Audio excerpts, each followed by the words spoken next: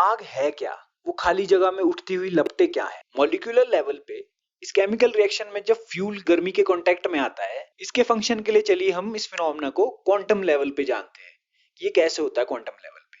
और oxygen stable gas configuration से केवल 2 इलेक्ट्रॉन दूर होती है और इसीलिए इलेक्ट्रॉन्स को एकदम एक्सेप्ट करती है और कंपाउंड बनाती है। पर अब बात है कि कलर कैसे आता है? जो हमें फ्लेम्स दिखती है वो तो कलर्ड दिखती है और मूविंग चार्ज वेरिंग इलेक्ट्रिक और मैग्नेटिक फील्ड यानी ईएम वेव्स को जन्म देता है।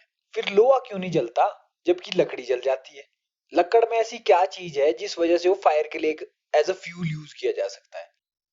हेलो दोस्तों, आग यानी फायर एक ऐसी चीज है जिसने हमारी एवोल्यूशन की दौड़ को गति प्रदान की है। इंजन से लेकर खाना पकाने तक आग हमारी जरूरतों की भी जरूरत है। पर क्या आप लोगों ने कभी सोचा है कि आग है क्या? वो खाली जगह में उठती हुई लपटें क्या है?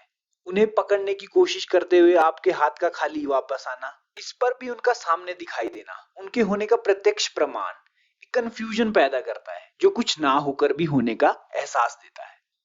आज हम देसी विज्ञान की इस वीडियो में इन सभी राजों से पर्दा उठाएंगे और जानेंगे आग के पीछे की इस साइंस को।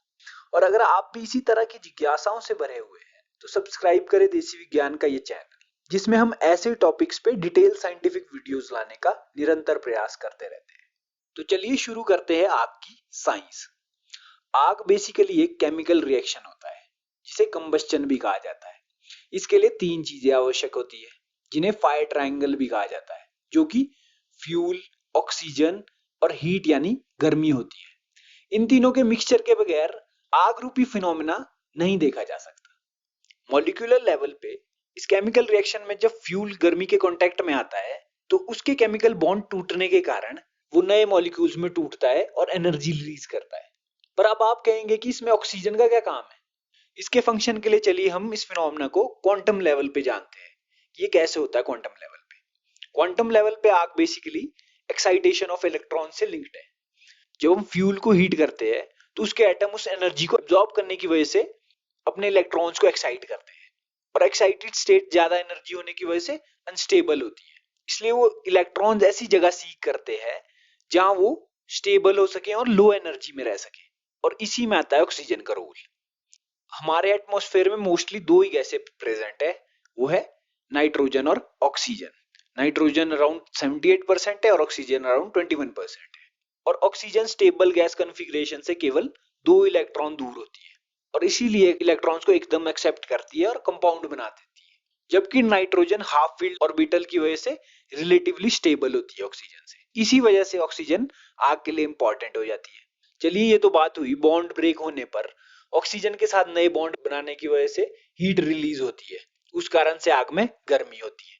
पर अब बात है कि कलर कैसे आता है? जो हमें फ्लेम्स दिखती है वो तो कलर्ड दिखती है, हमें गर्मी थोड़ी महसूस होती है, हमें तो दिखाई भी देती है आग। तो वो कलर कहाँ से आता है आग में? क्योंकि वो कलर ही दिख रहा है ना हमारे को। देखिए, जब इलेक्ट्रॉन एक्साइट होकर ट्रांसफर होने लगते हैं तो वो मूविंग चार्ज की तरह बिहेव करते हैं, क्योंकि इलेक्ट्रॉन्स के पास चार्ज होता है। और जब वो मूव करेंगे तो कैसे बिहेव करेंगे? मूविंग चार्ज की तरह करेंगे। और मूविंग चार्ज वेरिंग इलेक्ट्रिक और मैग्नेटिक फील्ड यानी ईएम वेव्स को जन्म देता है। ईएम वेव्स यानी फोटॉन्स का एमिशन और प्रोपेगेशन। और आग के फिनोमेना में जो ये ईएम वेव्स की वेवलेंथ होती है विजिबल रेंज में आती है।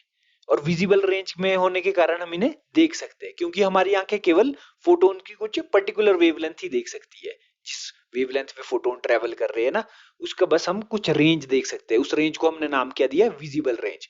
फोटोन्स यानी ईएम वेव्स तो अलग अलग वेवलेंथ्स में ट्रेवल कर सकती है, पर हम क्या एक पर्टिकुलर वेवलेंथ को ही देख सकते हैं, वो है विजिबल रेंज। और आग के केस में ये जो वेवलेंथ होती है वो विजिबल रीजन में आती है।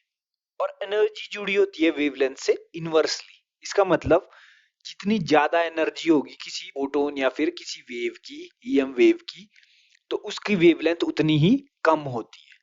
और इसी वजह से क्या होता है, ब्लू फ्लेम का ज्यादा हॉट माना जाता है as compare to red flame, क्योंकि ब्लू की वेवलेंथ क्या होगी? छोटी as compare to red colour. अब आपको लग रहा होगा कि आग की कहानी मोस्टली आपको समझ आ गई है। हमने ऑक्सीजन और इनिशियल हीट क्यों चाहिए ये तो कवर कर ही लिया है।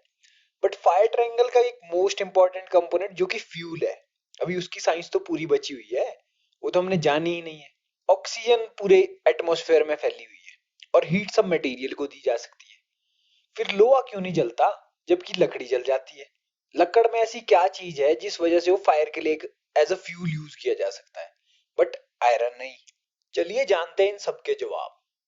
आग के लिए जो भी चीज एज अ फ्यूल यूज की जाती है वो मोस्टली ऑर्गेनिक मटेरियल्स होते हैं, और इन सब मटेरियल्स में पुराने weak chemical bond heat energy के कारण टूट जाते और ऑक्सीजन के साथ एक स्ट्रॉन्गर बॉन्ड फॉर्म करते हैं, और इस प्रोसेस के कारण एनर्जी लाइट और हीट की फॉर्म में रिलीज करते हैं।